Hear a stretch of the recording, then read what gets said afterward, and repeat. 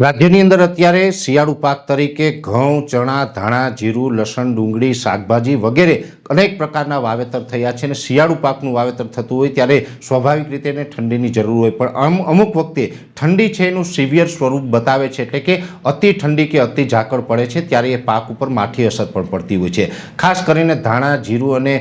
ઈસબગુલ જેવા જે પાકો હોય એમાં વધારે અસર પડતી હોય છે. અત્યારે જે ઠાર અને ઝાકળ આવી રહ્યા છે એને કારણે જીરું અને ધાણા જેવા પાક છે એમાં ફૂગ અને સુકારાનું પ્રમાણ વધી રહ્યું છે. ખાસ કરીને જીરુંનો પાક છે એની અંદર ગુજરાત લેવલે આ બહુ મોટી સમસ્યા છે. આ સમસ્યાથી આપણે બચવું હોય તો જ્યારે પણ ઠાર અને ઝાકળ જેવું પ્રમાણ હોય છે ત્યારે એની યોગ્ય ટ્રીટમેન્ટ કરવી જરૂરી હોય છે, જેની અંદર ખાસ કરીને આવે છે લિટમસ એગ્રીટેક પ્રાઇવેટ લિમિટેડનું લિટેક્સ ગોલ્ડ. લિટેક્સ ગોલ્ડ છે એ એક પંપમાં 5 ml નાખીને છંટકાવ કરવામાં આવે તો છોડને ટ્રાન્સલેમિનર કરે છે, સાથે એના સ્ટોમેસો છે એને બ્લોક નથી કરતું, જેથી કરીને એનો જે વિકાસ અને વૃદ્ધિની જે ક્રિયા છે એ અટકતી નથી, પણ છોડ ટ્રાન્સલેમિનર થઈ જાય છે, જેને કારણે જે હવામાનની સિવિયર અસર છે એ જીરુના પાક ઉપર નથી થતી અને જીરુના પાકને જે ઠાર ઝાકળથી બચાવી અને ઠાર ઝાકળથી બચાવશે તો ફૂગ અને સુકારામાં પણ આપણે રાહત રહેશે, એનું પ્રમાણ પણ ઓછું રહેશે. એટલે અત્યારે ખેડૂત ભાઈઓને ખાસ મારી વિનંતી છે કે અત્યારે ઠાર ઝાકળનું પ્રમાણ વધારે હોય તો જીરુના પાકની અંદર એક પંપની અંદર 5 ml લિટેક્સ ગોલ્ડ છે એ નાખીને છંટકાવ કરવો,